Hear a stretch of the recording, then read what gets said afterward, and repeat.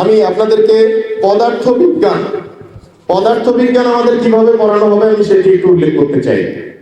আগামীকালকে আমাদের কর্মদিবস আছে, কাজ হবে, আমাদের ক্লাস হবে আগামীকালকে 12 এপ্রিল 2026। এখানে উল্লেখ করা আছে 10টা 25 ঘটিকায় পদার্থবিজ্ঞান ক্লাস হবে। এটি 4র্থ অধ্যায় পড়ানো হবে এবং জড়তার ভ্রামক ও কৌণিক ভরবেগ সংক্রান্ত রাশিমালা এই টপিকটির উপরে পড়ানো হবে।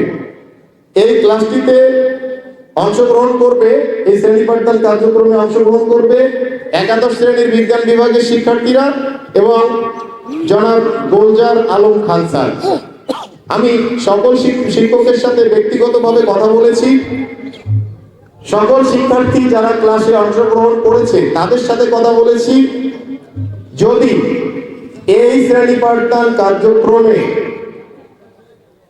আপনার সন্তান আমাদের এই কলেজের শিক্ষার্থী অংশগ্রহণ করে তাহলে জড়তার ভ্রামক ও কৌণিক ভরবেগ সংক্রান্ত রাশিমালা এই টপিকটির উপরে ওই শিক্ষার্থীর আর কোনো সমস্যা থাকবে না।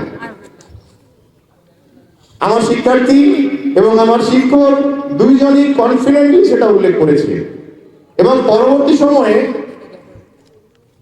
পরবর্তী সপ্তাহে এটার উপরে ক্লাস টেস্ট হবে। যেহেতু ক্লাস টেস্ট হবে সেহেতু শিক্ষার্থীকে বাড়িতে গিয়ে এই টপিকটির উপরে আবারও পড়াশোনা করতে হবে। টপিকটির উপরে যেহেতু পরীক্ষা হবে সেহেতু আমি বিশ্বাস করি এই টপিকটি পড়ার জন্য এই টপিকটির উপরে আর কোনো সমস্যা এই শিক্ষার্থীর থাকবে না। আমি যদি পরের ক্লাসের দিকে যাই, বুধবার কৌণিক সরণ বেগ এবং ত্বরণ এই দুটি পড়াবেন গোলজার আলম খান।